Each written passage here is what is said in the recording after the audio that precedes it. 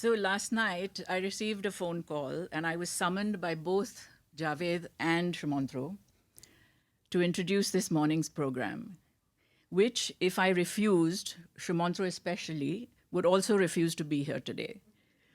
But having said that, I must add that Shumantro also very generously and graciously said I could have up to a whole hour for this introduction, as he knew that there was much to cover by way of wondrous descriptions and achievements of these two charming gentlemen. So here I am, and fair warning, sit back and relax while I embark on this capacious journey of listing their manifold attributes and accolades for you. So once again, welcome to G5A, and thank you all for being here this fine Sunday morning. Today is the fifth and final day of our anniversary festival, Shudart 2021. I can say it now, but these past weeks have been a truly sublime range of feelings, whether it was awaiting news from the government regarding reopening of theaters, then ensuring the warehouse was scrubbed and spruced after laying silent and sad the past 31 months, and simultaneously helping Team G5A back from the quietude of working from home. And of course, the crazy hours on site prepping for this festival. It's surreal and hard to believe, and yet here we are. Thank you and many hugs, Team G5A. Huge respect and gratitude to all our artists, and immense appreciation to our audiences who braved Diwali festivities, COVID protocols, and weather fluctuations to share this celebration. And now, lest you think I'm given to falling prey to threats and generous offerings by charming gentlemen, let me say just this. Both our guests this morning are indeed very special. Not just for all that they are already known for. Javed Akhtar, poet, lyricist, screenwriter, and activist, with his razor-sharp wit, his stunning clarity of thought, his being an atheist, winning the Richard Dawkins Award, and his singular courage to speak up and stand firm for his beliefs. Quite apart from all of this, he is also someone who is rock solid as a friend, with a shoulder wide and unwavering that you can lean on and even cry on, much to his embarrassment. And Shumantro, filmmaker and translator extraordinaire, his documentary films for me are like the immersive exposition of an alap in Hindustani classical music. The films, whether on Zakir Hussain, Kaifi Azmi, or Malvika Sarukai, all gently and eloquently draw you into the world he is welcoming and leading us into. And before you know it, you become an eager and loyal companion in this journey. Rather than rely on sobriety and clear thinking first thing in the morning, I quickly scanned the net for some pointers, and I'm so glad I did, because I came upon this remarkable lecture you gave, Shumantro, where you mention, apart from sharing personal interest, personal and honest feelings and wisdom, that one of your regrets was the lack of deep roots. And I would like to quote, "Even though I came from a very culturally aware family, I grew up without any deep roots in the literature and mythology of my country. My upbringing was Western. For example, I learned Western classical piano badly and had no grounding in an Indian musical tradition, or for that matter, in what should have been the most natural music of all, given my background, Rabindra Sangeet. Besides, we were Brahmos and not at all religious. My association with Hinduism restricted to what I gleaned from the annual pujas at my neighbors, but these were events that were more convivial rather than educational or spiritual. Later, I made a conscious effort to be more connected to my own culture. I have spent a lifetime listening to Hindustani classical music. I have brushed up on my mythological texts. I even learned to read and write Urdu, but it was too little, too late."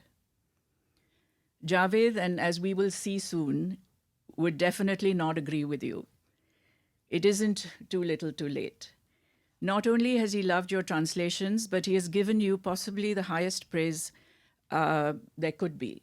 That not only are they fitting translations of his poets, but in fact, they are distinct, independent works of art in their own right. On that note, let me lead you directly to an intimate sharing between these two charming gentlemen.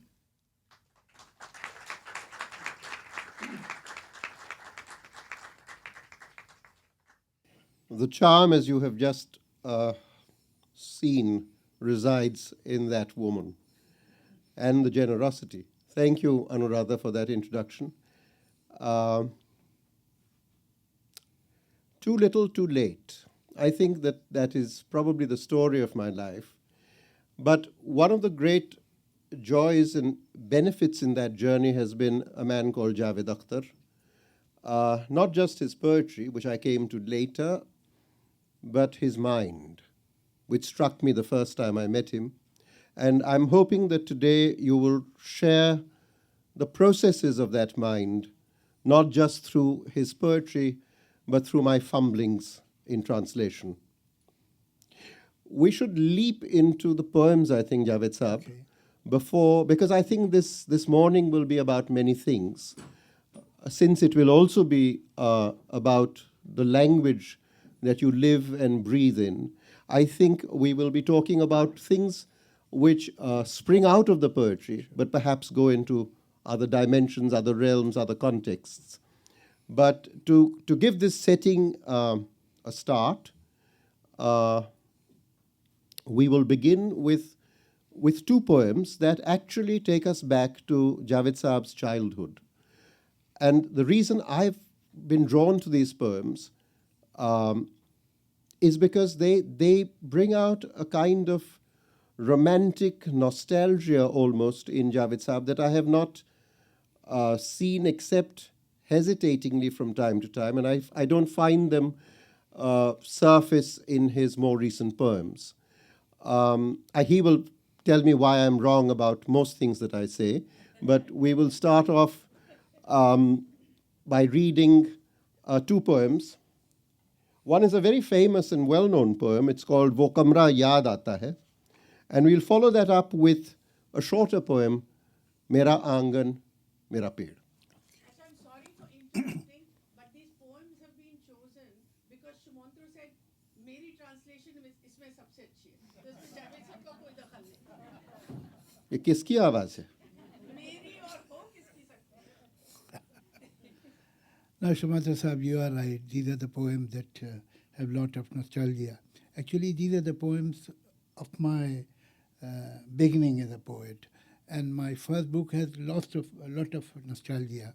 But once it was flushed out, then other topics came into focus and foreground. So this is a room that perhaps each one of us had at some time.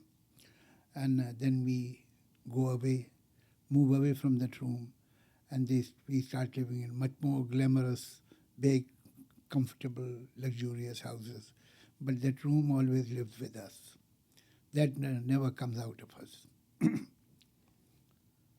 मैं जब भी जिंदगी की चिलचिलाती धूप में तप कर, मैं जब भी दूसरों के और अपने झूठ से थक कर, मैं सबसे लड़के खुद से हार के जब भी उसे कमरे में जाता था, वो हल्के और गहरे कत्थई रंगों का एक कमरा, वो बेहद मेहरबान कमरा, जो अपनी नर्म मुट्ठी में मुझे ऐसे छुपा लेता था जैसे कोई माँ बच्चे को आंचल में छुपा ले, प्यार से डांटे, ये क्या आदत है, जलती दोपहर में मारे मारे घूमते हो तुम, वो कमरा याद आता है. दबीज और खासा भारी, कुछ ज़रा मुश्किल से खुलने वाला वो शीशम का दरवाज़ा, कि जैसे कोई अक्खड़ बाप अपने खुरदुरे सीने में चाहत के समंदर को छुपाए हो.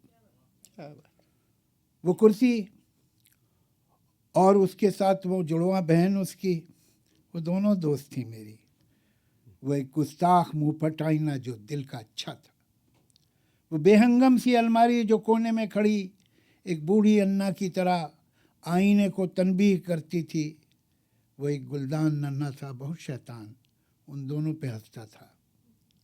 दरीचा या ज़हानत से भरी एक मुस्कुराहट, और दरीचे पर झुकी वो बेल, कोई सब सरगोशी. किताबें ताक में और शेल्फ पर संजीदा उस्तानी बनी बैठी. मगर सब मुंतज़िर इस बात की मैं उनसे कुछ पूछूं। सिरहाने नींद का साथी, थकन का चारागर, वो नरम दिल तकिया, मैं जिसकी गोद में सर रख कुछ छत को देखता था। छत की कड़ियों में न जाने कितने अफसानों की कड़ियाँ थीं। वो छोटी मेज़ पर और सामने दीवार पे आवेदा तस्वीरें मुझे अपनाइयत से और यकीन से देखती थी, मुस्कुराती थी। उन्हें शक भी नहीं था एक दिन मैं उनको ऐसे छोड़ जाऊंगा। मैं एक दिन यूं भी जाऊंगा कि फिर वापस ना आऊंगा। मैं अब जिस घर में रहता हूँ बहुत ही खूबसूरत है। मैं अब जिस घर में रहता हूँ बहुत ही खूबसूरत है, मगर अक्सर यहाँ खामोश बैठा याद करता हूँ वो कमरा बात करता था। क्या बात, क्या बात. I remember that room. Whenever I was singed by the blazing heat of life, whenever I had tired of the lies of others and those my own, when having fought with everyone and losing out to myself, I went to that room of pied brown colour, that room of exceeding grace that would hide me in its tender embrace like a mother who hides her child in the folds of her clothing and loving scolds. What is this habit of gadding about, out in the scorching afternoon sun? I remember that room. That thick, heavy rosewood door that opened with effort, like a surly father with a roughened heart who hides within a sea of affection. That chair, and with her her twin sister, who were both my friends. That singular, insolent mirror that spoke so brazenly but had a good heart. That cantankerous Almara that stood in a corner and like an old maid admonished the looking glass. That flower vase, young and full of mischief, that would laugh at those days. A window, or was it a knowing smile? And inclining upon the window a vine whispering in green. Books in an alcove and on shelves sat posing like solemn teachers, all of them expectant for a word from me. At the head of the bed, sleep's companion, physician to my fatigue, that soft-hearted pillow in whose lap I would lay my head and look up at the ceiling, in whose rafters were wrapped so many stories. On that small table and on the wall in front stood pictures that looked on me as if I was their own, and as if they believed in me. They smiled. They did not suspect that one day I would leave them so. One day I would leave such that I would not come back. The room that I live in now is very beautiful. But whenever in silence I sit here and remember, it is that room that speaks to me.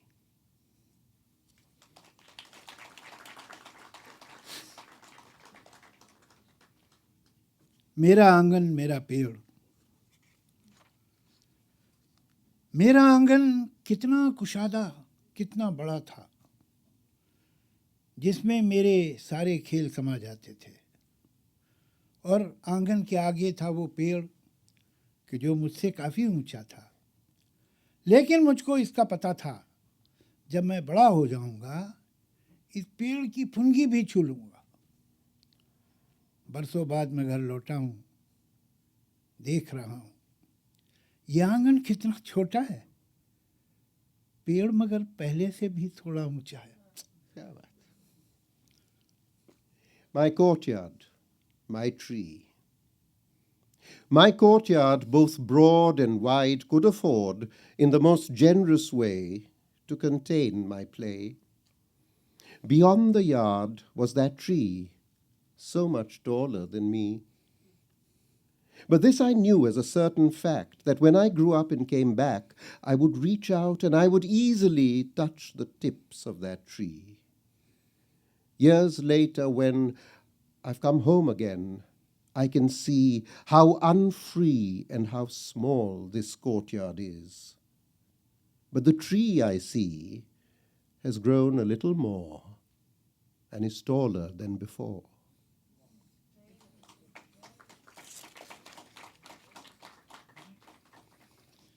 Well, this was my childhood, but then, like any normal person, I grew up a little दुश्वारी. मैं भूल जाऊं तुम्हें अब यही मुनासिब है, मैं भूल जाऊं तुम्हें अब यही मुनासिब है, मगर भुलाना भी चाहूं तो किस तरह भूलूं, कि तुम तो फिर भी हकीकत हो, कोई ख्वाब नहीं. यहाँ तो दिल का ये आलम है, क्या कहूँ कमबख्त, भुला सका न ये वो सिलसिला जो था ही नहीं, वो एक ख्याल जो आवाज़ तक गया ही नहीं, वो एक बात जो मैं कह नहीं सका तुमसे, वो एक रब्त जो हम में कभी रहा ही नहीं, मुझे है याद वो सब जो कभी हुआ ही नहीं. क्या बात. It's best that I forget you now, but how? You are no dream, you are real, and in my foolish heart I feel I cannot forget the connections that never happened. That thought unspent that never went to my lips, that word unuttered that I could not say to you, that connect that in effect wasn't there. My memories are astir with things that never were, that never happened.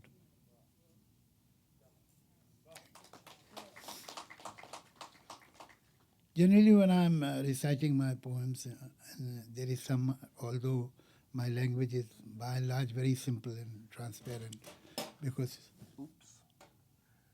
but this was intentional, because I was going to say something, and you had to sabotage it. It's just water under the bridge. Achha. Let it pass. Okay. So, but sometimes there are certain words which are not that familiar, and I generally translate them.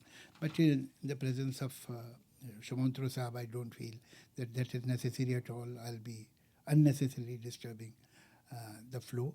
And obviously, you will get the translation. That's why I don't translate those words. Here is a poem, Aansu.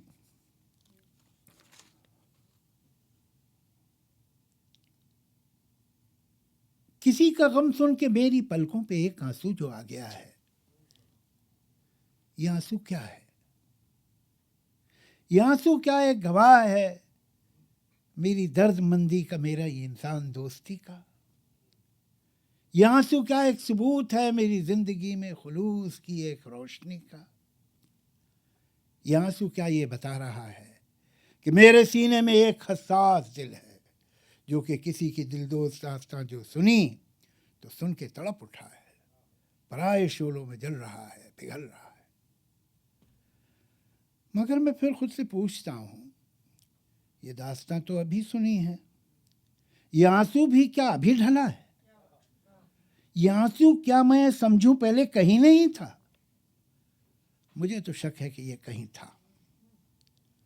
ये मेरे दिल और मेरी पलकों के दरमियान एक जो फासला है, जहाँ ख्यालों के शहर बसते हैं और ख्वाबों की तुरबतें, जहाँ मोहब्बत के उजड़े बागों में तलखियों के बबूल हैं और कुछ नहीं है, जहाँ से आगे हैं उलझनों के घनेरे जंगल. ये आंसू शायद बहुत दिनों से वहीं छुपा था. जिन्होंने इसको जन्म दिया था, वो रंज तो मसलिहत के हाथों न जाने कब कत्ल हो गए थे. तो करता फिर किस पे नाज आंसू कि हो गया बेजवाज आंसू, यतीम आंसू, यसीर आंसू. न मोद पर था, न रास्तों ही से बाखबर था, तो चलते चलते ठिठक गया था, झिझक गया था. इधर से आज एक किसी के गम की कहानी का कारवां जो गुजरा, इधर से आज एक किसी के गम की कहानी का कारवां जो गुजरा. यतीम आंसू ने जैसे जाना कि इस कहानी की सरपरस्ती मिले तो मुमकिन है राह पाना, तो एक कहानी की उंगली थामे उसी के गम को रुमाल करता, उसी के बारे में झूठे सच्चे सवाल करता, ये मेरी पलकों तक आ गया है. Wow. So I think what's wonderful is that you now see the journey from a kind of nostalgic romanticism to what I think is very much part of Javed Saab's persona. And when you go to his house, as I have done sometimes, and this comes upon you in waves, the idea of considered argument. An argument which you rarely win with Javed Saab, because it is considered, it is analytical, and a lot of, and you know, a poem like Teardrop, which could have been an emotional outpouring, becomes instead an impassioned argument, an exploration which is analytical in a way. Teardrop. Listening to another's sadness, a teardrop has come to my lashes. What is this teardrop? Is this teardrop a witness to my compassion, to my humanity? Is this teardrop proof of the shining sincerity of my life? Does this teardrop speak of the sensitive heart within me that but listening to the wrenching tale of another's sorrow is inflamed and begins to burn in a second-hand fire, and so melts? But then I ask of myself, I have heard this story but now, so is this teardrop freshly minted? Should I believe that this teardrop was nowhere before this? I suspect it did exist. It lived in that space between my heart and my lashes, where a city of feelings abides, where dreams lie buried in graves, where in the uprooted gardens of love stand trees of bitterness, nothing more, and beyond which are the dark jungles of uncertainty. This teardrop lived there, perhaps, in secret, a long while. That which gave birth to it, that sorrow has long been extinguished at the hands of expedience. What then should this teardrop grace? When the teardrop itself has lost its cause and is orphaned, is motherless, is unworthy, is unaccustomed to the roads. So, walking by itself, it had stopped, had paused, and was hesitant. But when a caravan of someone else's sad story passed this way today, then no sooner did the orphaned teardrop realize that with the aid of this tale, it was possible, yes, to find a path again. Then, holding another's tale by the hand, making of that sadness a means, asking of it questions true and false, it has found its way to my lashes now. Wow.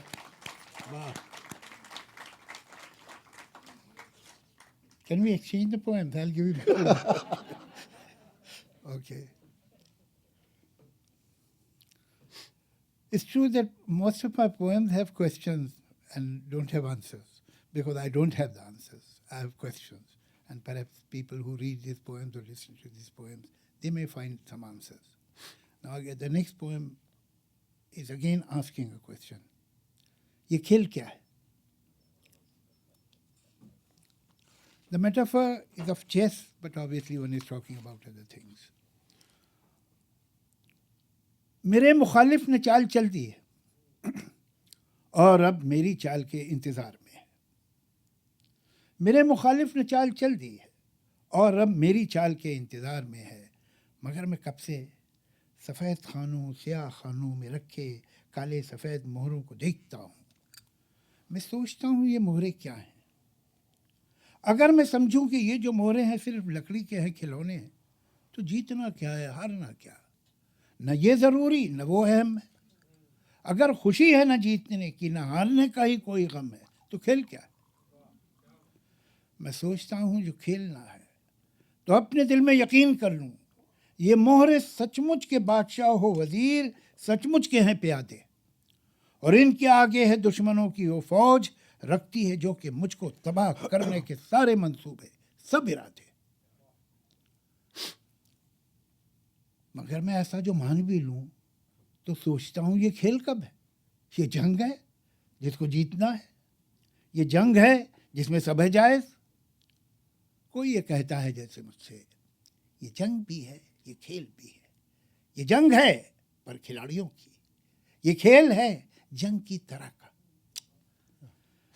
मैं सोचता हूँ जो खेल है इसमें इस तरह का उसूल क्यों है कि कोई मोहरा रह के जाए मगर जो है बादशाह कभी उस पे आँच भी ना आए। वजीर ही को है बस इजाज़त कि जिस तरफ भी वो चाहे जाए। मैं सोचता हूँ जो खेल है इसमें इस तरह का उसूल क्यों है। प्यादा जो अपने घर से निकले पलट के वापस न जाने पाए। मैं सोचता हूँ अगर यही है उसूल तो फिर उसूल क्या है? अगर यही है ये खेल तो फिर ये खेल क्या है? मैं इन सवालों से जाने कब से उलझ रहा हूँ। मेरे मुखालिफ ने चाल चल दी है और अब मेरी चाल के इंतज़ार में। क्या बात, क्या बात।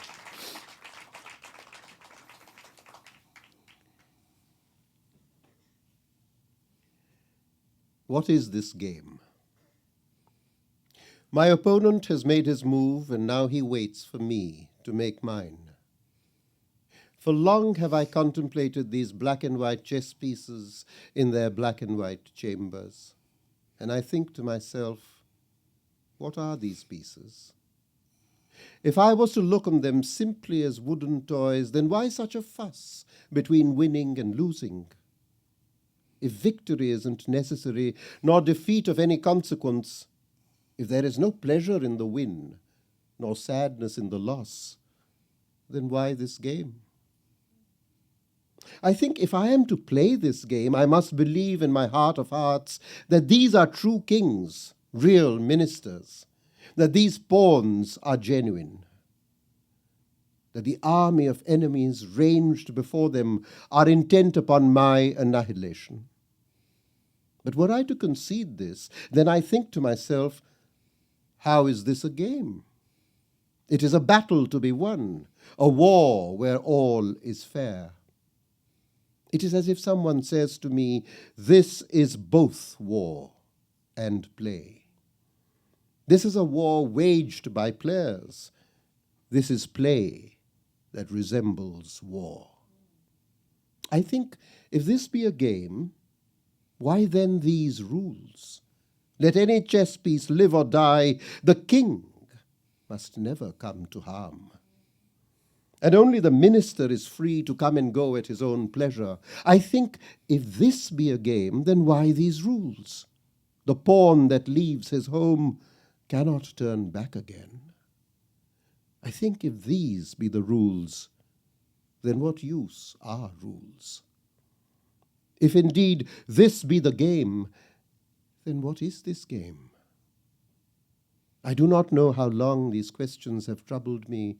My opponent has made his move, and now he waits for me to make mine.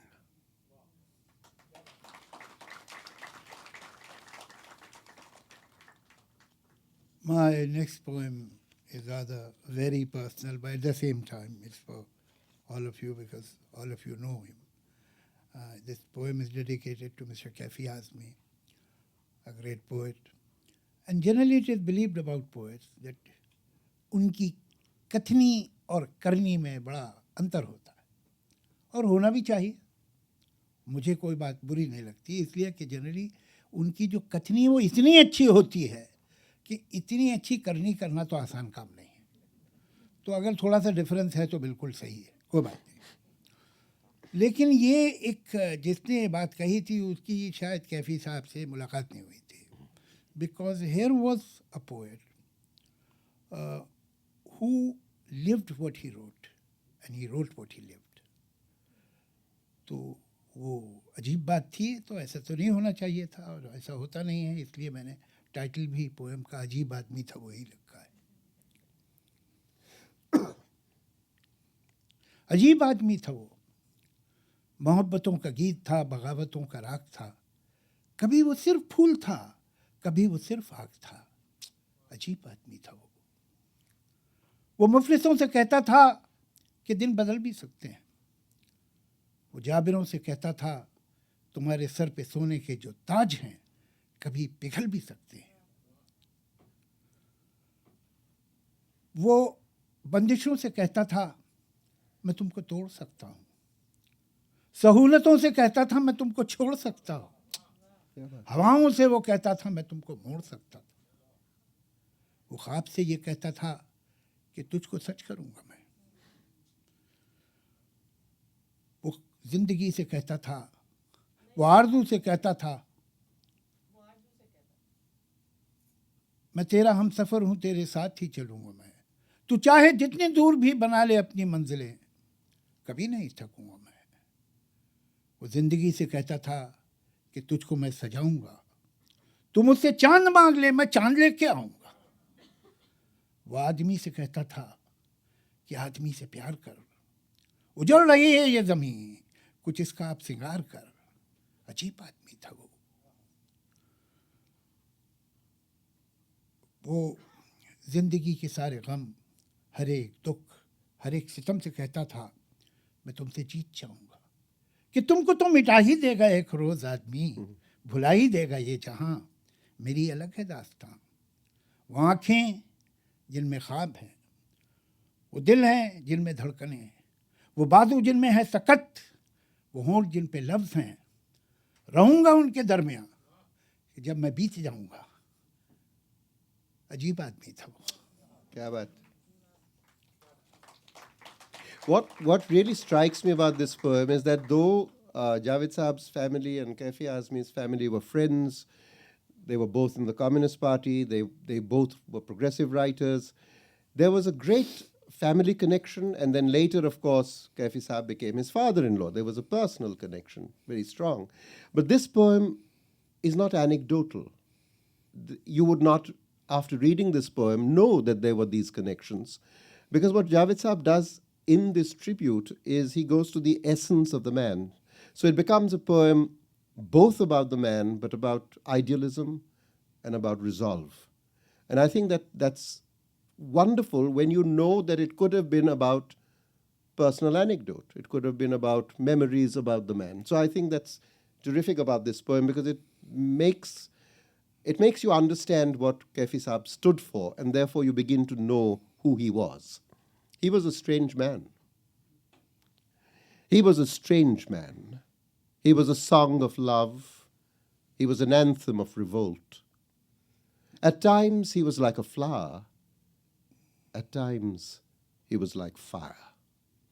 He was a strange man. To the poor and the weak he would speak of the dawn of a new day. To the oppressor he would say, this golden crown to which you are wed can melt down in the days ahead. To all that binds us he would say, I will bend you and I will break you in the end. He spoke to those conveniences that please and said, I can leave you with ease. And to the winds he would say, I can make you turn my way. To dreams he would say, I'll make you true one day. He would speak to hope and say, I will journey with you all the way. I will stay by your side and be your destination ever so far. I will abide. To life he would say, I will adorn you. Ask me for the moon and I will bring it for you. He would speak to his fellow man of love and of love's worth. He would speak of this ravaged earth, and he would speak of our duty to bring back beauty. He was a strange man. To all the sorrows of this life, to every strife, he would say, I will triumph over you one day. That day will come when man will win. You will be erased then. You will be forgotten. But well, I have a different tale to tell. Eyes that dare to dream, hearts that swell with hope, arms that are strong, lips that dare to speak. I will be there amidst them. I will not be gone, even after I have passed on. He was a strange man.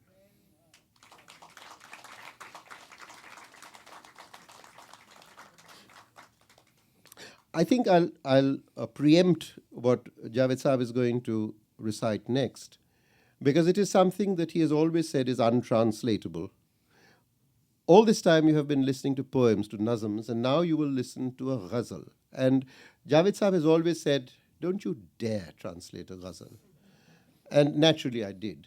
So he'll tell you why he thinks that is so, perhaps, and he will recite this ghazal, which I've tried to translate while keeping the form of the ghazal intact, which is a bit tough. So I'm reciting this ghazal. I never do at such occasions. I only recite my poems. This is the first time in my life that I'm reciting ghazal, because the translation is good. So that is the basic reason. And I'll request Sumantra Sahab that instead of me reading all the shares, he should read the translation of every share. And I'll recite one share, then you read the translation. I'll recite another share. Because they are not that connected, you know, so there is no point in reciting it together. You, the boss man. जो बात कहते डरते हैं सब, जो बात कहते डरते हैं सब, तू वो बात लिख. जो बात कहते डरते हैं सब, तू वो बात लिख. इतनी अंधेरी थी न कभी पहले रात, लिख. What they all fear to speak, of those thoughts unspoken, write. The night was never as deep, of that darkness unbroken, write. जिनसे कसीदे लिखे थे वो फेंक दे कलम, जिनसे कसीदे लिखे थे वो फेंक दे कलम, फिर खूने दिल से सच्चे कलम की सिफात लिख. Throw away those instruments with which once you wrote paeans. Dip your pen in the blood of your heart and stricken write. जो रोज़नामों में कहीं पाती नहीं जगह, जो रोज़नामों में कहीं पाती नहीं जगह, जो रोज़ हर जगह की है वो वारदात लिख. Of things that find no place in the daily papers, those quotidian events of which no news is broken, write. जो वाक़यात हो गए उनका तो जिक्र है, जो वाक़यात हो गए उनका तो जिक्र है, लेकिन जो होने चाहिए वो वाक़यात लिख. Things past will of course be spoken of what should be, of things that betoken, write. जितने भी तंग दायरे हैं सारे तोड़ दे, जितने भी तंग दायरे हैं सारे तोड़ दे, अब आँख खुली फ़ज़ाओं में अब कायनात लिख. Break down your confines, break out of circumscription, come out onto the open skies of a world awoken, write. इस बाग में जो देखनी है तुझको फिर बहार, इस बाग में जो देखनी है तुझको फिर बहार, तू डाल डाल बेसदा, तू पात पात लिख. If you wish for the garden to flower again, let each branch sing out of each leaf's life unspoken right. Thank you.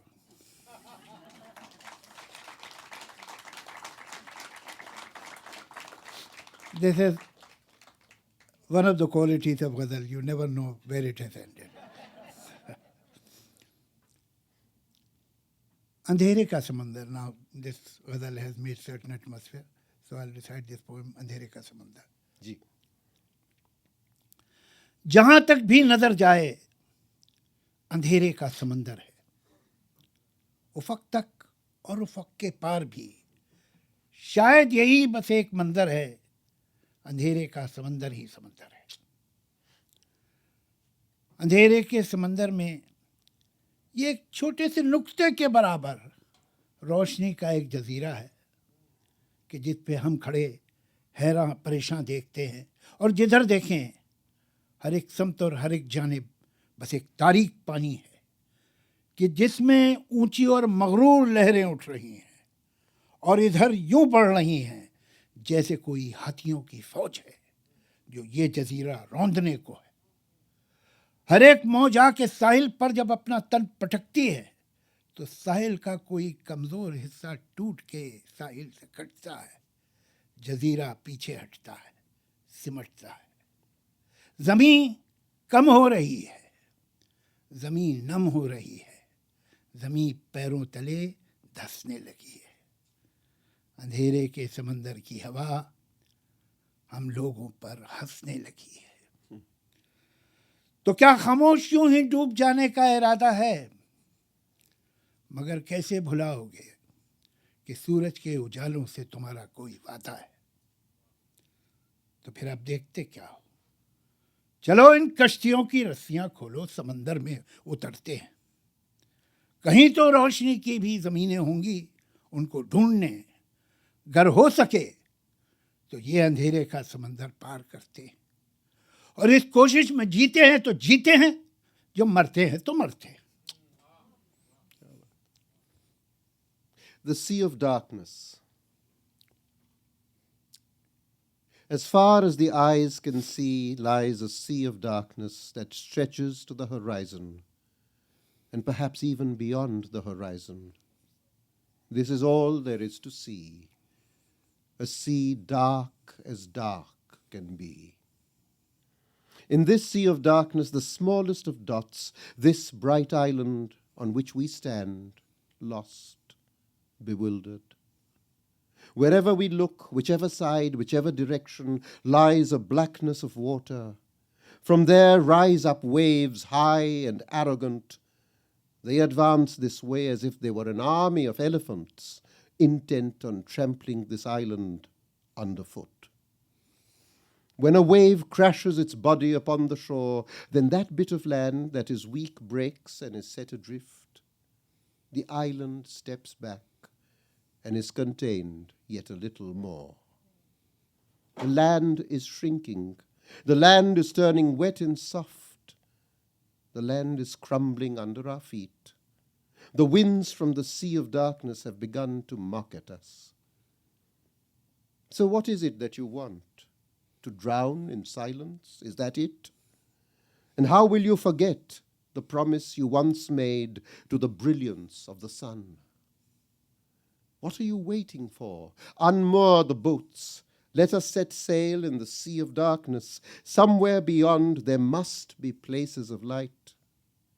Let us find them if we can. Let us cross this sea of darkness, and in this attempt, if we live, we live. And if we die, we die.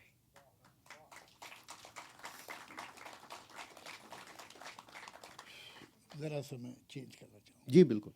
वो I'll decide नया हुक्म जी जी बिल्कुल। because it's too close to it. नया hukamnama, the new ordinance, translation.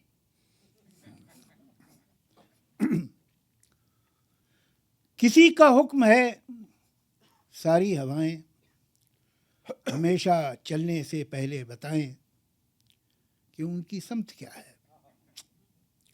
हवाओं को बताना ये भी होगा चलेंगी जब तो क्या रफ्तार होगी, कि आंधी की इजाज़त अब नहीं है। हमारी रेत की ये सब फसीलें, हमारे कागज़ के महल जो बन रहे हैं, हिफाजत इनकी करना है ज़रूरी। और आंधी है पुरानी इनकी दुश्मन, ये सभी जानते हैं। किसी का हुक्म है दरिया की लहरें ज़रा ये सरकशी कम कर लें, अपनी हद में ठहरें। उभरना फिर बिखरना और बिखर कर फिर उभरना, गलत है उनका ये हंगामा करना। ये सब है सिर्फ वहशत की अलामत, बगावत की अलामत। बगावत तो नहीं बर्दाश्त होगी, ये वहशत तो नहीं बर्दाश्त होगी। अगर लहरों को है दरिया में रहना तो उनको होगा अब चुपचाप बहना। किसी का हुक्म है इस गुलसिता में बस अब एक रंग के ही फूल होंगे। कुछ अफसर होंगे जो ये तय करेंगे गुलिस्तान किस तरह बनना है कल का, यकीनन फूल यकरंगी तो होंगे, मगर वो रंग होगा कितना गहरा कितना हल्का, ये अफसर तय करेंगे। किसी को ये कोई कैसे बताए, गुलिस्तां में कहीं भी फूल यकरंगी नहीं होते, कभी हो ही नहीं सकते, कि हर एक रंग में छुप के बहुत से रंग रहते। जिन्होंने बाग एक रंगी बनाना चाहे थे, उनको ज़रा देखो कि जब एक रंग में 100 रंग जाहिर हो गए हैं तो वो अब कितने परेशान हैं, वो कितने तंग रहते हैं। किसी को ये कोई कैसे बताए, हवाएं हाकिमों की मुट्ठियों में, हथकड़ी में, कैद खानों में नहीं रुकती। ये लहरें कितनी भी हो पुरसुकूं, अगर रोकी जाए तो बेताब होती हैं। और इस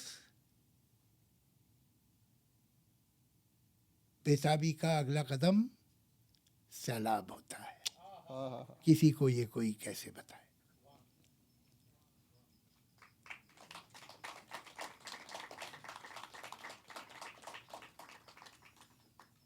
You already know the translation of the title. I'll try and do the rest.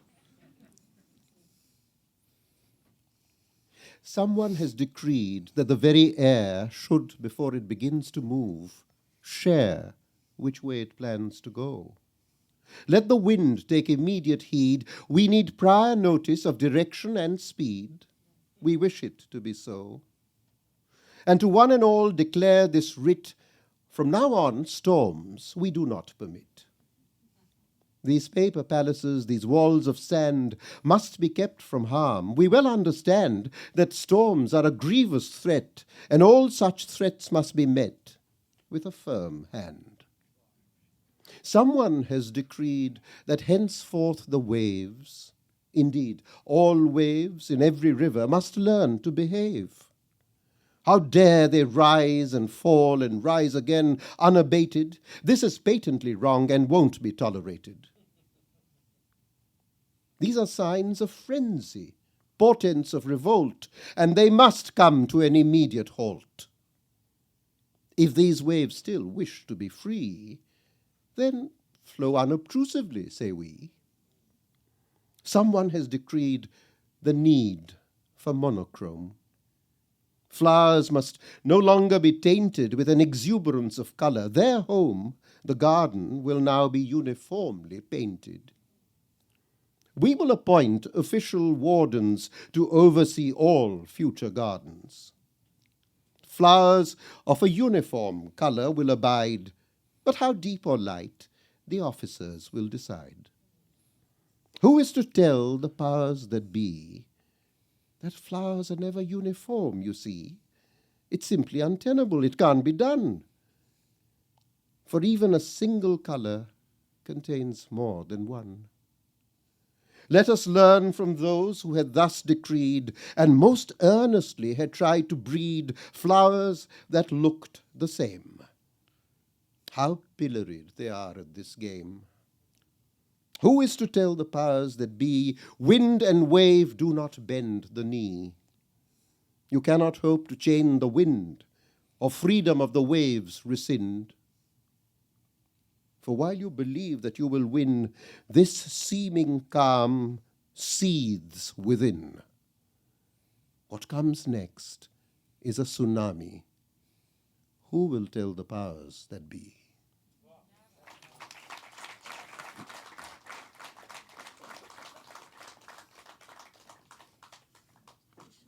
Thank you. Now, there is a good news and a bad news. Good news is that this is going to be the last poem, and the bad news is it's slightly long. Waqt. Oh my God. This is a bed sheet.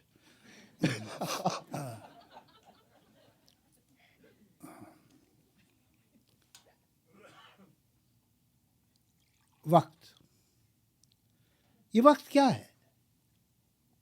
ये क्या है आखिर कि जो मुसलसल गुजर रहा है?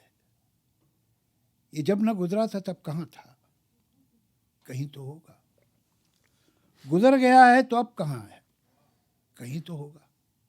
कहाँ से आया, किधर गया है? ये कब से कब तक का सिलसिला है? ये वक्त क्या है?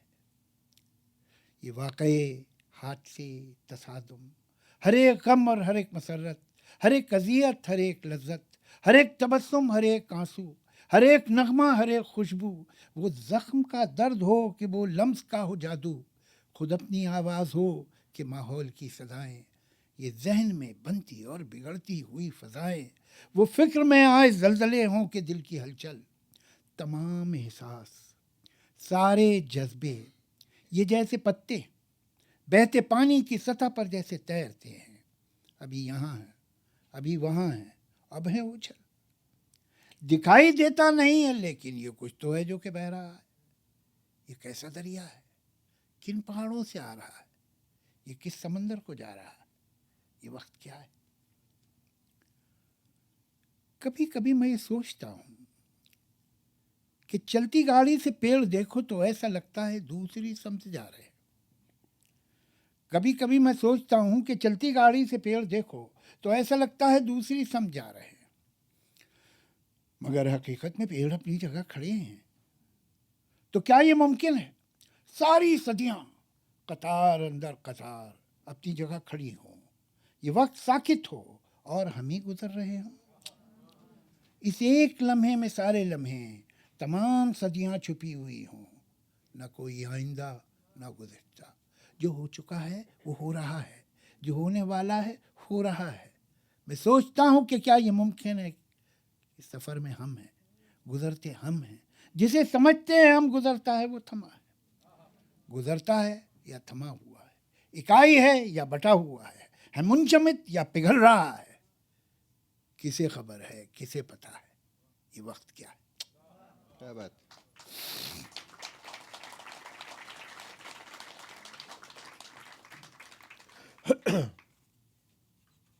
What is this that we call time?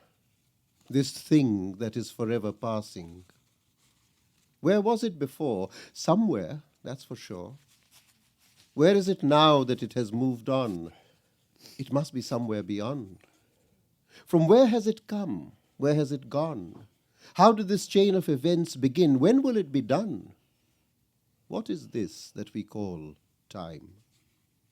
These incidents, mishaps, conflicts, every sorrow, every joy, every setback, every exuberance, every smile, every teardrop, every song and each sweet smell, be it the hurt of a wound or a healing touch, be it the individual voice or the call of the zeitgeist, be it the winds that comfort or rage in the mind, be it the convulsions that come with concern or those palpitations of the heart, all our feelings, all our emotions are like leaves that swim on running water, now here, now there, and then nowhere.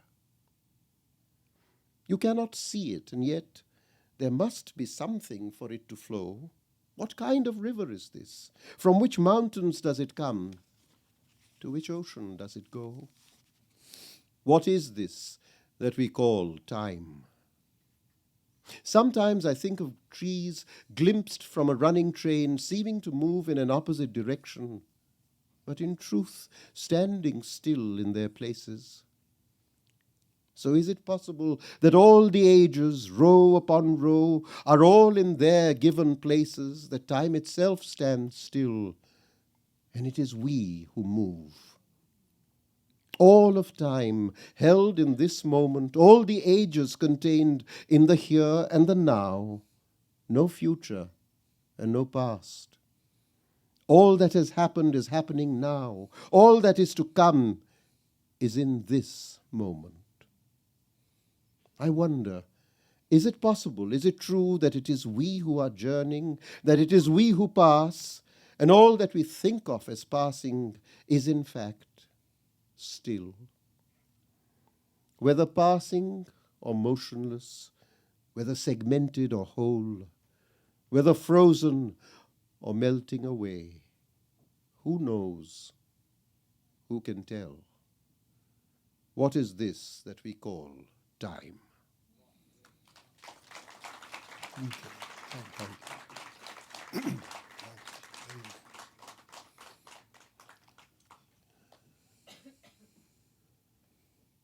So now let's have some prose. Okay.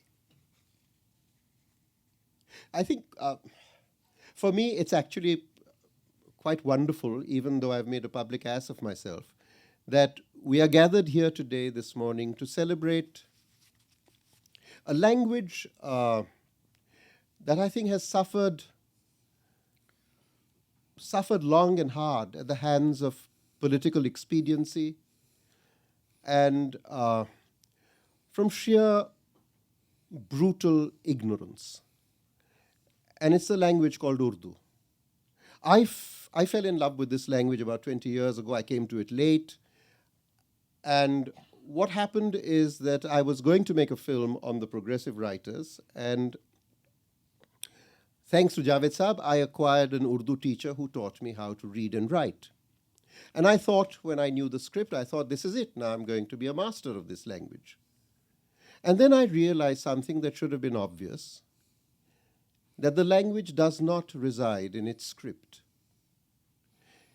It resides in homes, when parents talk to their children in it. It resides among friends when they tell each other jokes and anecdotes. It lives on the lips of lovers who whisper sweet nothings to each other in the language. Or it lives and thrives in the marketplace where you buy and sell in the language.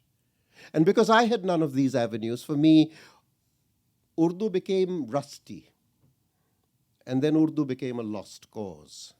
So I'm very happy that we have here today with us Javed Akhtar, who lives and breathes in the language, who knows that language through nuance and subtlety and substance, who knows its cadence and yet communicates in it simply. And I'd like to bring this idea of poetry to also the idea of language and ask you, Javed Saab, what has Urdu given you? You grew up with it not just in your own life, but you have a whole lineage of Urdu that curses in your veins. What have you gained personally, and what have we as a nation lost when Diwali can no longer be Jashn-e-Rivaj because it is the language of the other? What are we losing by losing and turning Urdu into the language of the other? First of all, I think we should try to find an answer. What is language? Language is not only a means of communication. It's also a vehicle that carries certain culture, certain aesthetics, certain values. But what is language? Is it script? Now, Punjabi is written in Gurmukhi, it is written in Devanagari, it is written in Persian script, which Urdu also uses. Urdu doesn't have an original script. Like Hindi has taken its script from Sanskrit. So is it the script that is the language? So are we saying that most of the European languages are actually one language? Because most of them, except for perhaps Russian, these are Latin letters, alphabets, Latin language, script that we use, all of them, German, French, British. And if you see a poster, K-U-C-H, K-U-C-H, H-O-T-A, H-A-I, kuch hota hai, is it English? Because H-O-T-A is English according to us. So it means language is not script. Newton was right. There is gravitational pull.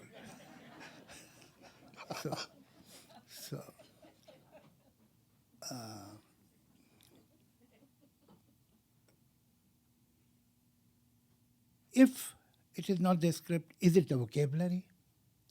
All right. So I say, ye hall air conditioned.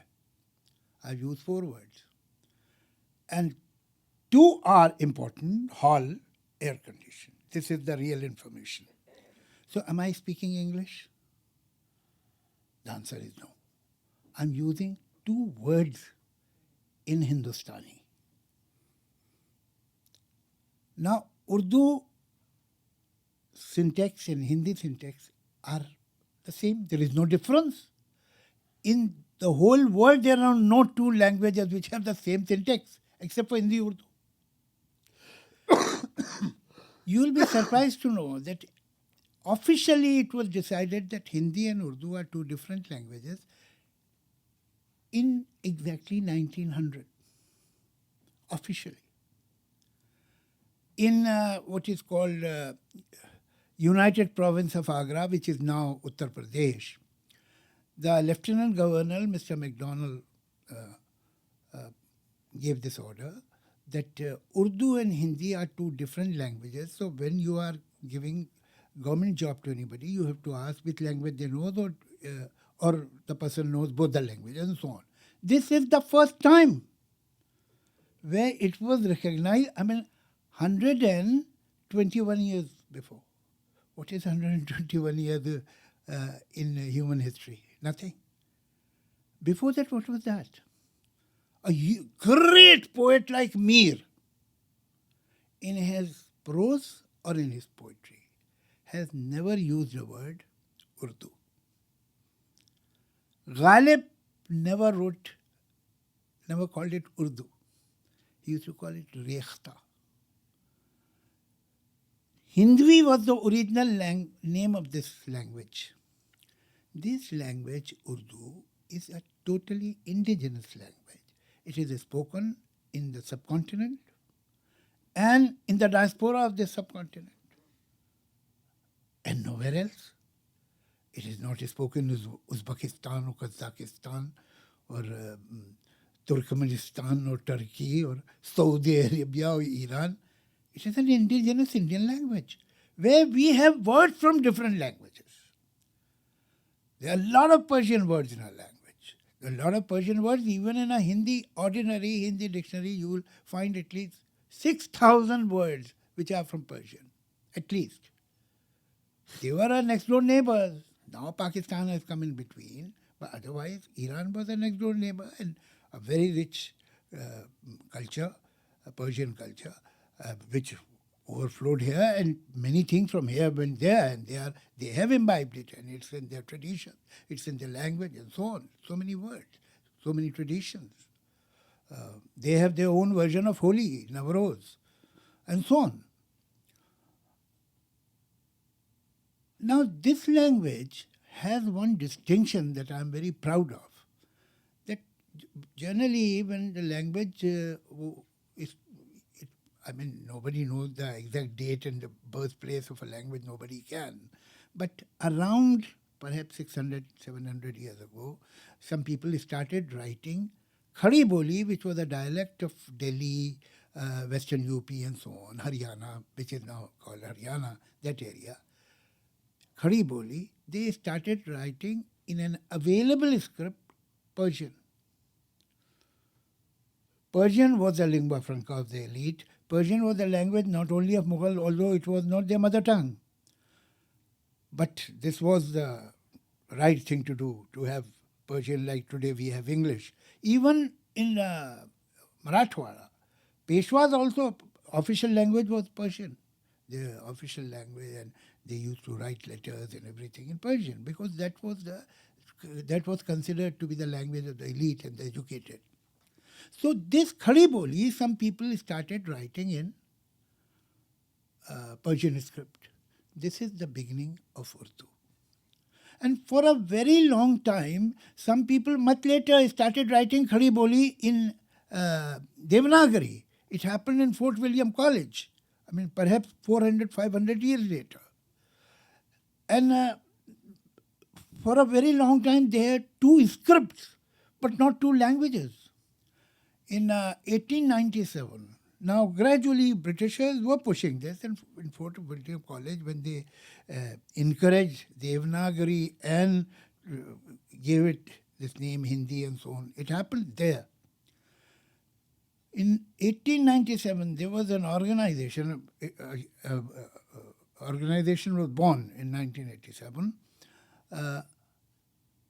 Nagari Pracharni Sabha. That Sabha was not doing prachar of Hindi, but Nagari script. And after a little while, there was another organization, Anjuman Tarakkiye Urdu. So it happened much later, after 1857, much later. And gradually, I mean, bad things have a tendency of spreading faster. So these ideas were encouraged by the British, and then the vested interest also took it very quickly. Otherwise, I must tell you how much Muslim Urdu is. In 1897, a gentleman called Shah Abdul Qadir translated Quran in Urdu. Almost 700 years after it was translated in Sindhi.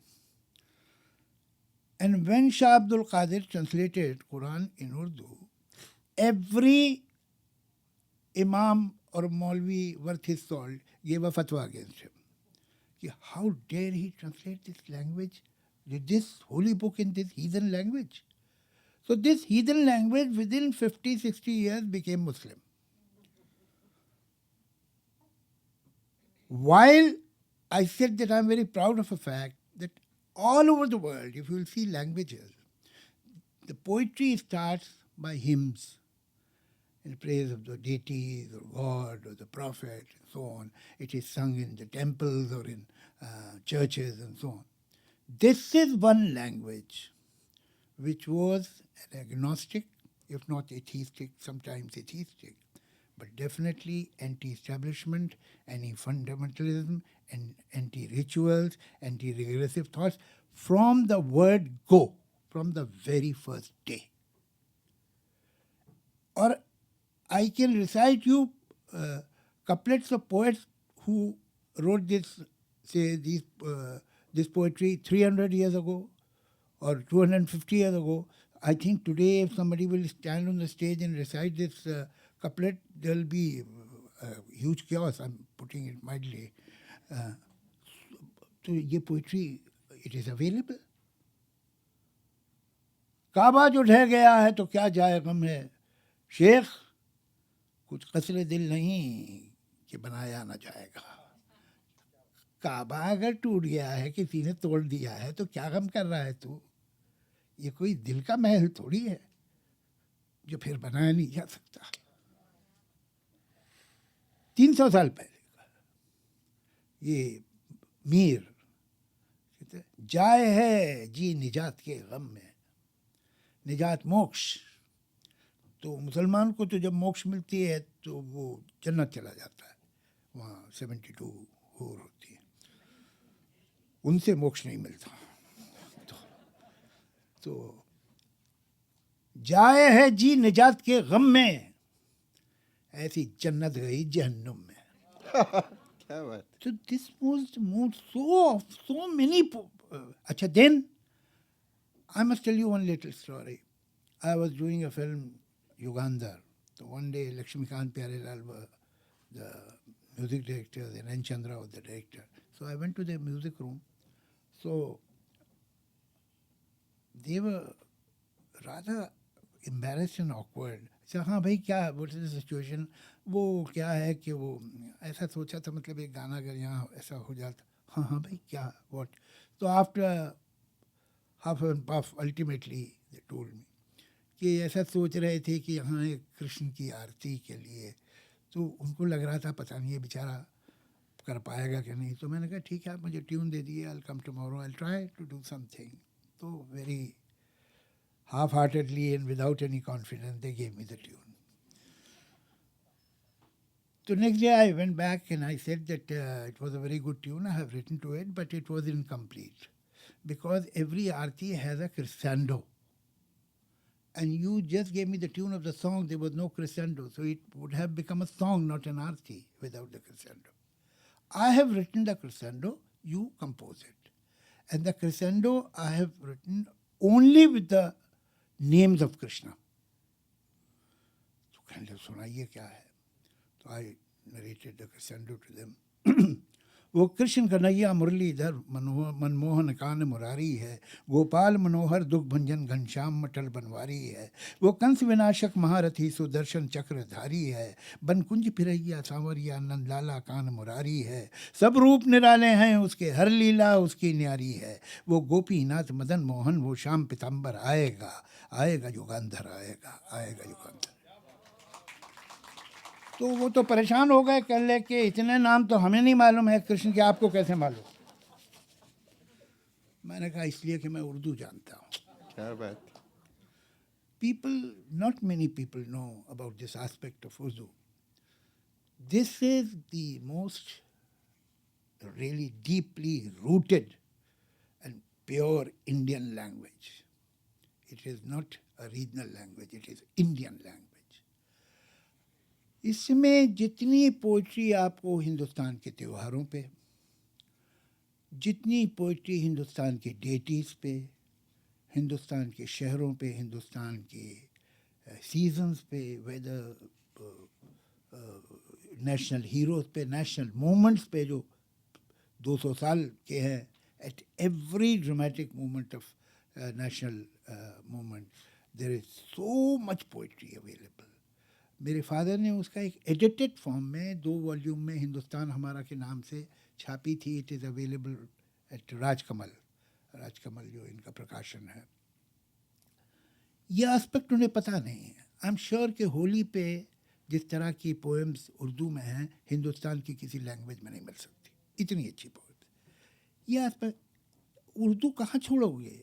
इनकलाब जिंदाबाद बोलना बंद कर दोगे? है ये उर्दू है।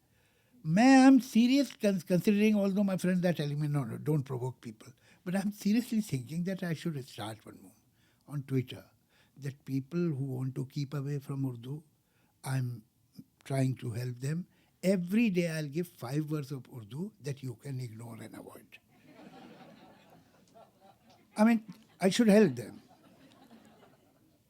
शहर, मकान, मोहल्ला, दुकान, बाजार उर्दू है. Don't use it.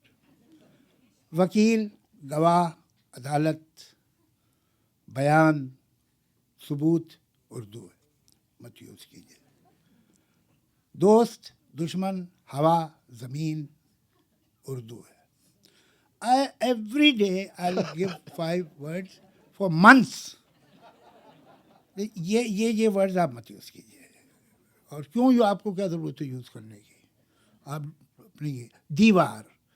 Anybody who knows what is the Hindi of Diwar is the Urdu word, please raise your hand. Anybody who knows what is the Hindi word for Diwar, Urdu word is Diwar. Nobody knows.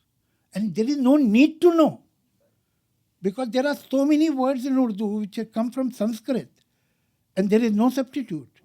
So what is the problem? This is your language. It has not come from anywhere. And the fact is that in North India, I won't say about South, I won't say about Maharashtra or say Tamil Nadu or Karnataka, but yes, as far as that North belt is concerned, the whole of urban culture was made, evolved, polished in Urdu. And you threw the baby with the bathwater. इसी में तो तुम्हारा culture था.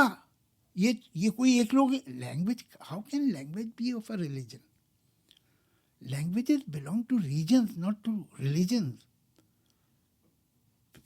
French is the language of France, German is the language of Germany, English from England, so on. Bengali, Bengal, Punjabi from Punjab. How can it language religion की कैसे हो सकती है? And the ultimate proof that you were given is that 10 crore Muslims told West Pakistan, we don't want to live with you because we don't want to learn Urdu. Our language is Bengali. And in spite of my love for Urdu, I totally appreciate that approach. Why should they learn Urdu at the cost of Bengali? Now these 10 crore Muslims rejected Urdu and made another country. आपको ये मुसलमानों की कौन से मुसलमान? तमिलनाडु के, कर्नाटक के, Malayali. Bashir was a very big writer of Kerala. He used to write Urdu. In Bengal, that famous poet, great poet. हाँ? नहीं बंगाल का. The only poet Qazi we know, Nazrul Islam. yeah, the only poet we know is Rabindranath. There's been no poet after that or before. Qazi Nazrul Islam was as big as that, so as a poet. But then Tagore was a universal himself. That's another thing. So, क्या बेवकूफ़ी की बात है, ये हालत है.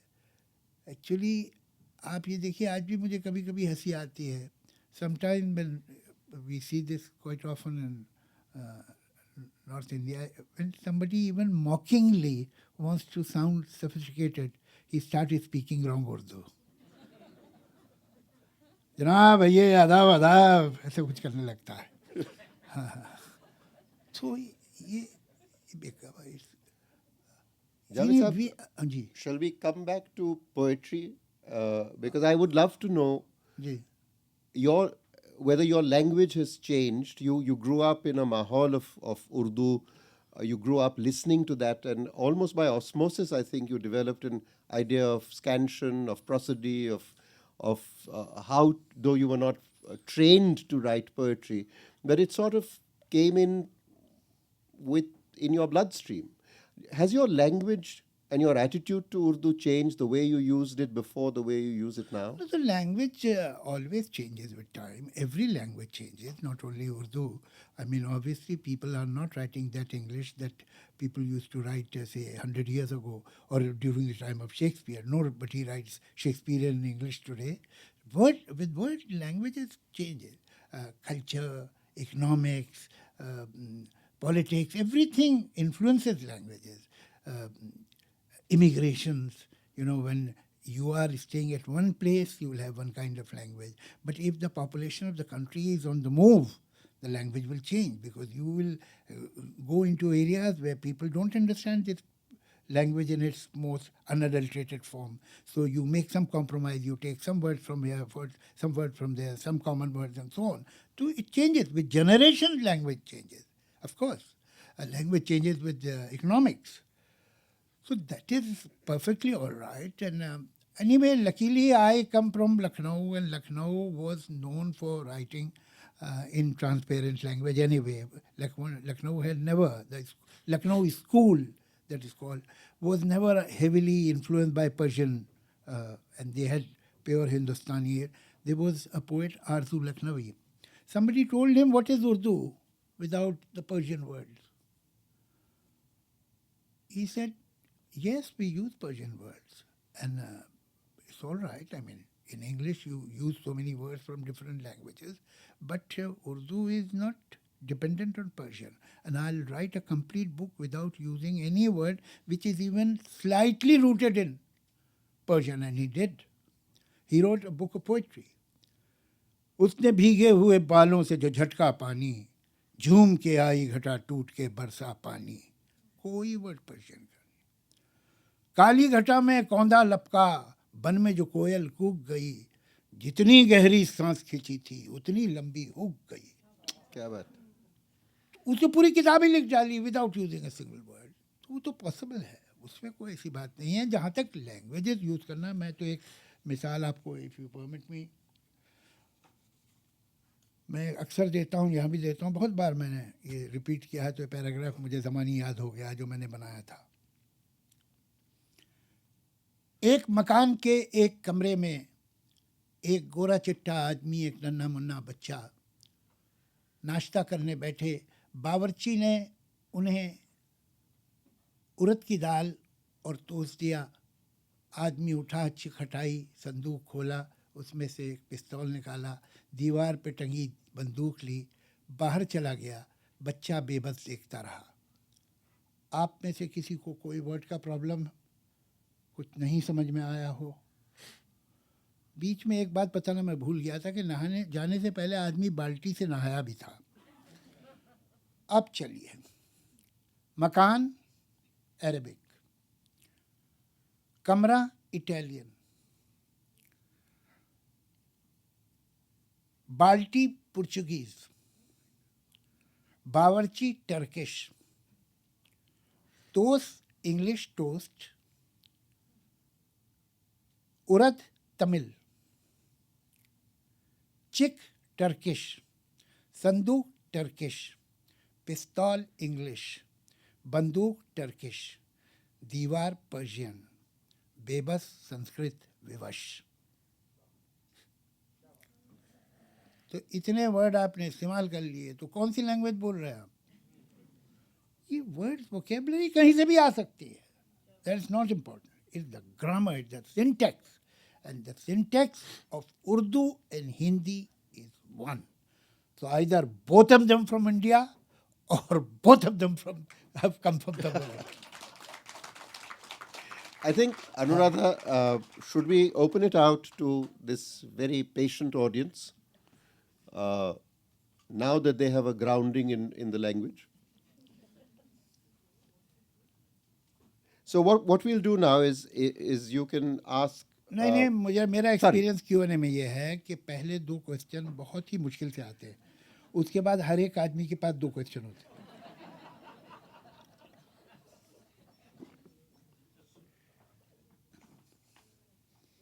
So there are mics in the audience which G5A has organized. You just have to. Who is moderating this? Will you do that, Anuradha? Or somebody, so that we know.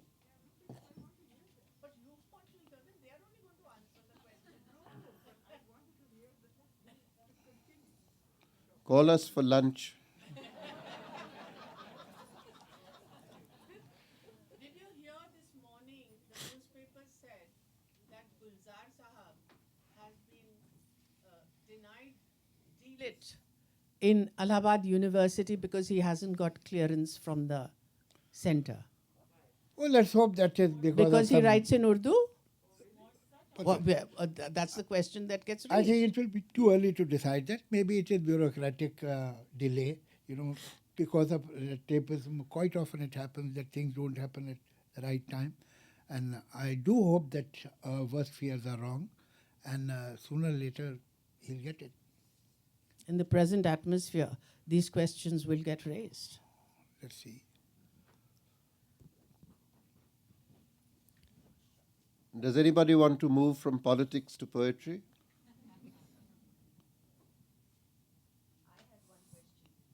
Yes. I don't know if you would be able to answer. I mean, I'm assuming you would know better. But I heard somewhere, or I read somewhere, that Sanskrit also, the roots of Sanskrit are not in the Indian subcontinent. They have found some basis for some other culture which is outside the subcontinent, which used Sanskrit words, names of deities, etc.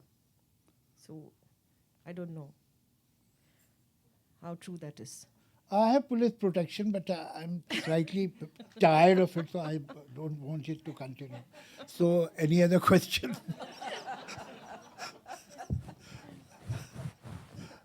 Okay.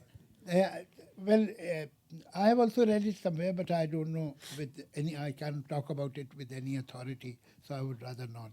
But these languages. I think there's a question there. There is a lot common between European languages and Persian and Sanskrit and so on. Javed साहब, जब मैंने कई बार सुना आपको कहते हो ये खेल क्या है, फिर मैंने देखा क्या, जी कई चीज़ों में आपने कहा ये क्या है, वो ये कई अपने जो पोइम्स हैं उनमें ये क्या है का जो सवाल जी हाँ वो कब शुरू किया आपने? कोई ख़ास वक्त आपके जहन में भी है? क्या है जी जो सवाल जी कि ये सवाल कब पहली बार नहीं, ऐसा क्या है कि बात ये है कि अगर आप में क्यूरियोसिटी है and you look at things with wonder and you want to understand them, so this question कि ये क्या है is natural, it will come to you. There are so many things which वो एक बहुत अच्छा शेर है, सरसरी तुम जहान से गुजरे वरना हर जहाँ ने दीगर था, said, you went through this life rather in a cursory manner. Otherwise, at every step, there was a new world. So, if we can see the new world at every step, we'll ask questions. We don't have answers. And when you probe into it, you may find some answer to some extent. मगर ये सवाल जो है बगैर सवाल के कुछ नहीं होता. सवाल जो है वो जवाब से भी ज़्यादा इम्पोर्टेंट है. जवाब तो तब पैदा होगा जब आप सवाल करेंगे. तो ये क्यूरियोसिटी जो है उसी ने ये पोएम्स लिखवाई हैं.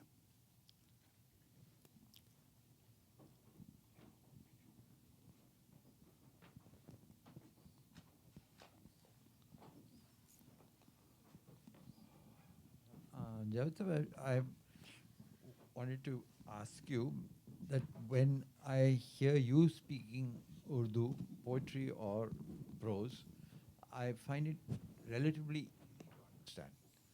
But when I try to read Mir or try to read Ghalib, I find it much more difficult. Is that because times have changed and the language has changed, or Yes, do of you course. consciously? No, times have changed. And yes, in Indian Urdu poets, you will find that the influence of Persian has reduced a lot because they wanted, the audience more often than not is not from Urdu discipline.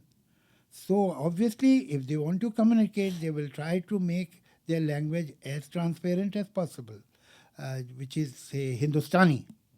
तो अब जो है दिन ब दिन Urdu poetry जो है हिंदुस्तान की ख़ास तौर से and to a great extent even Pakistani is coming nearer to the spoken language which is Hindustani. There was a language called Hindustani that has vanished. ये हिंदुस्तानी वही थी जो हिंदी उर्दू का सही कॉम्बिनेशन थी. और मैं और आप जो when we are conversing, we are not speaking pure Hindi or pure Urdu. We are speaking a mixed language which is Hindustani. And it is very strange that why we have chosen these words. Like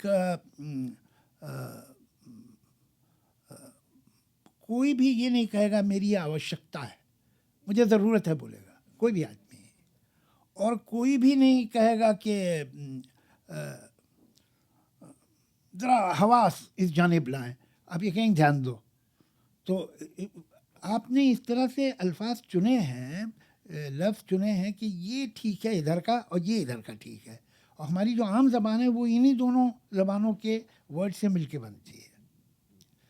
और ये अब हो गया है. लेकिन ज़ाहिर खैर Ghalib was difficult even in his own time and he was known for that and he was so frustrated that he wrote a couplet also कि न सताइश की तमन्ना न सिले की परवाह, न मुझे प्रेस चाहिए न अवार्ड चाहिए, गर नहीं है मेरे अशार में माने न सही. कि भाई अगर मैं आपको मेरे शेर में कोई मानी नहीं दिखाई देता तो जाने दीजिए. तब भी लोग बोलते थे कि इट्स सो डिफ़िकल्ट.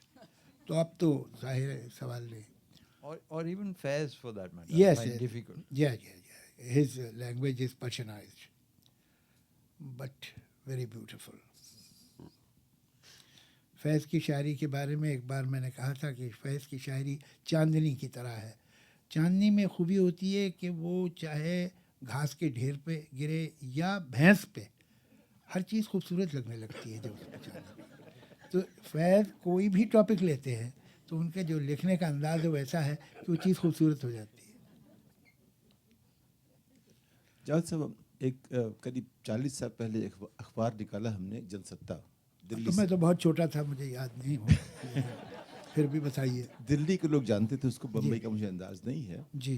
तब ने कोशिश की, हम लोगों ने कहा कि हमारे एक दोस्त थे जो हिंदी में लिखते थे, वो कहते थे सावधान पुलिया संकीर्ण है. हमने कहा नहीं, हम करेंगे पुलिया सक्रिय है. वो शुरू तो हुआ लेकिन उसका जो है हम देखा कि थोड़ा बहुत फ़र्क पड़ा, लेकिन ज़्यादा फ़र्क नहीं पड़ा जो अखबारों की जो लैंग्वेज थी. आपने कुछ सोचा उसके बारे में? नहीं, मुझे तो नहीं लगता. कि आप ये देखिए जो जहाँ जो मालिक है वो इंटरेस्टेड है कम्युनिकेशन में. देखिए आप सरकारी डिपार्टमेंट जो है उन्हें तो कुछ नहीं फ़र्क पड़ता, उनकी सैलरी बंधी हुई है, उन्हें जो भी करे आपकी समझ में आए नहीं आए, that is your problem not their problem, that official problem. But जो चैनल हैं, कमर्शियल चैनल, हिंदी के भी उर्दू के भी, जो भी आप आज हिंदुस्तान में देखते हैं, उनकी लैंग्वेज इतनी क्लिष्ट नहीं हो सकती कि आपकी समझ में ना आए. फिल्म की लैंग्वेज कभी इतनी क्लिष्ट नहीं होगी. एडवर्टाइजमेंट की लैंग्वेज क्लिश नहीं होगी, where they are desirous and they think it is imperative that we should communicate. Otherwise, we will be thrown out of the job. वहाँ लैंग्वेज ठीक रहेगी, वहाँ बैलेंस रहेगी. जहाँ फर्क ही नहीं पड़ता कि आम आदमी की, जनता की बात समझ में आ रही कि नहीं आ रही, हमने तो अपना कर्तव्य निभा दिया ना, वहाँ वो लिखेंगे मुश्किल, इसलिए उन्हें परवाह ही नहीं है. और वो दिखाएंगे, साहब देखिए हम कितने वफादार हैं, हमने तो ऐसा लिखा कि कोई भी नहीं समझ पा रहा. तो वो अलग बात है. लेकिन ये कि ये जो जिस चैनल का मालिक देख रहा है कि ये क्या भाई स्क्रिप्ट कैसी हो रही है, वहाँ नहीं कर सकते आप. यही कम्युनलिज्म के बारे में भी है. You can only be communal where your interest is not involve. आप जो है, why we are so secular in film industry, we want a hit film, तो we can't afford to be communal. हमको तो भाई जो सबसे अच्छा काम करेगा उसे लेंगे हम. उसी तरह जो कम्युनिकेट करना चाह रहा है वो भी शिवनिस्ट नहीं हो सकता, लैंग्वेज शिवनिस्ट, अगर उसका इंटरेस्ट कम्युनिकेशन. जिसे कम्युनिकेशन ही की परवाह नहीं है वो तो फिर करेगा, ऐसा लिखेगा कि आप समझ ही नहीं पाएंगे. ठीक है साहब, बाकी भी सवाल आराम से कर लीजिएगा किसी दिन. अब खाना खाते हैं चल के. जी. सबसे पहले तो आप दोनों ने बहुत अच्छी तरह से आज बातचीत की, हमको बहुत अच्छा लगा. और जावेद साहब से मैं ये पूछना चाहूँगी कि when a work of yours is translated, whether by Shomantro or anybody else, do you feel a sense of loss that now this book is not yours and it's become, you understand what I mean? No. No. So I want to understand, what does the subject go through when the book is translated? Because it is definitely divided between two languages, and we are Yes, it discussing is divided, languages. but Yeah. you see, can you imagine? I mean, translation is a substitute, of course, and sometimes if we are fortunate enough to get a translator like him, then there is no loss at all. But there can be certain, particularly translating poetry, as somebody has said, is pouring perfume from one bottle to another. Well, my perfume hardly has any fragrance, so I don't worry about it. But what is the choice? Can you imagine there would not have been any translation in the world? We would not have read Dostoevsky or Balzac or Tolstoy. We would not have read them. We have read all these European writers because their translations were available. We wouldn't have known European poets or Palestinian poets or Latin American poets who are great if there would not have been a translation. So, I mean, language was made for communication, but quite often it becomes a barrier in communication. But in this wall, if there are windows, these windows are the translations. So if you want to see on the other side, you will have to go to the window. There is no other choice. Shumantra, what were the challenges you faced when you were translating this poetry?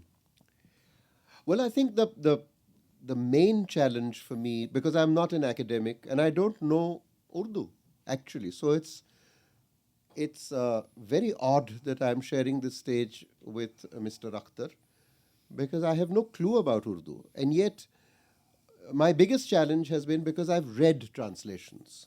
And what happened when I read translations, even of Javed Saab's poetry, is after I read the translation, I felt, so what's the big deal? Is this a poem? Because very often what happens is that the sense is translated, and the person, because he knows or she knows such a lot about the original language, gets trapped in the pitfalls of the language. And there is not a poetic sensibility to the translation. So my biggest challenge was that when you hear this or read it, you should feel that this is a poem. Because though the substance of the poem is in sense, I think the art of the poem, the charm of the poem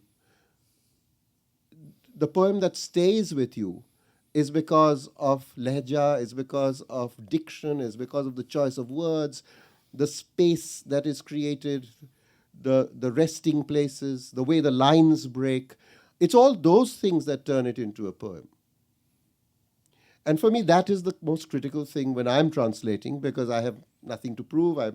This is not a project, it's not a book. It's a hobby. It's like collecting stamps for me or doing crosswords.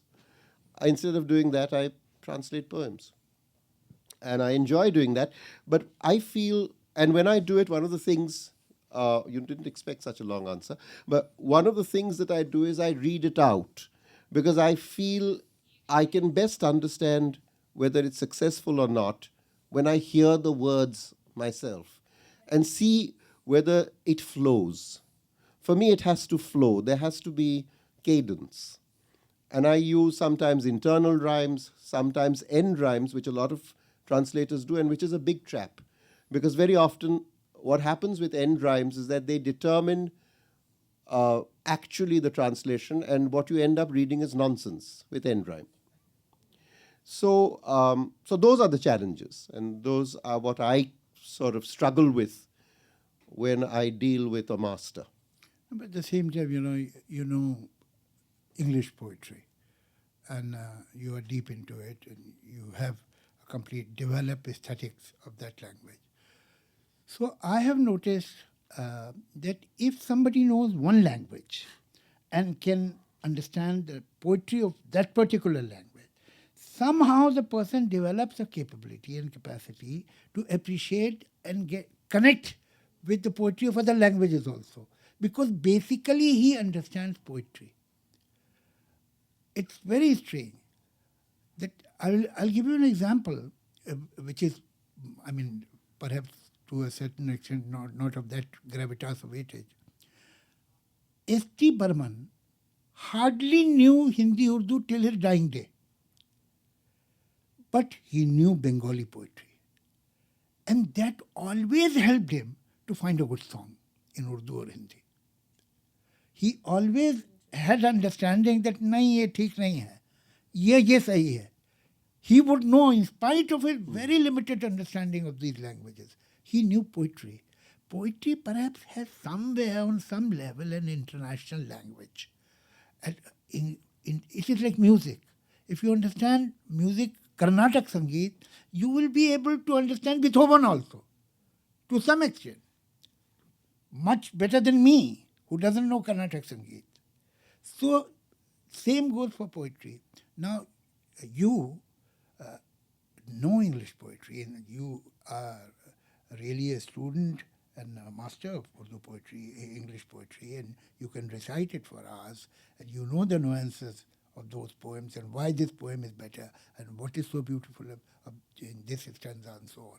So that helps you. I'm sure that helps you when you translate poetry from other languages. No, it does, Javed sir, but I think what you need to think about in translating is that you are transporting something to another country, to another custom. So very often when we go abroad and settle down abroad as expatriates, what we do is we take all our customs and we create a ghetto. What you need to do is to actually get assimilated so that you begin to live. You don't leave everything behind. You don't leave your traditions behind. You don't leave your food behind. But you don't take it wholesale into another country. You adapt, you begin to change, and you begin to live in that climate, and that is, I think, how translations, I feel, should live. They are immigrants. Those who go and create ghettos, I'm convinced they go from the ghettos. Anybody who had aesthetics here and had sense of beauty here will have that aesthetics at North Pole also. So his igloo will be not congested. That's another 4 hours of debate one day. Okay, just share with us what Firaq said about poetry. Oh, Raghupati Sahai Faraq was a great poet. Personally, some people say that I'm biased, but I'm convinced that he was the biggest ghazal poet of 20th century. Nobody has written better ghazal than him. So somebody asked Firaq Saab, what is poetry? He said, you see any idol of Shiv when he's doing tandav, and you feel that all his body, every limb of Shiv is doing tandav, but his face is peaceful, and there is a smile, slight smile on his lips. Life is doing tandav, but in this life, there is a slight smile on the lips of that life, which is doing tandav. That smile is poetry.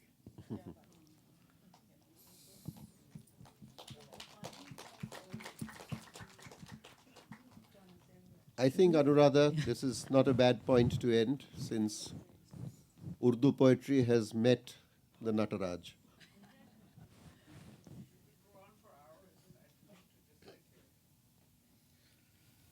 Maybe we take a break at least. Yeah, Need till to next fortify ourselves. October, Yeah, November. Yeah. No, I have to say thank you both. And I think you all will agree with me if I say that even though both of them come from very, very different worlds, I think they are the last of the Renaissance men. So on that note, thank you all for being here, and we'll see you outside. Thank you.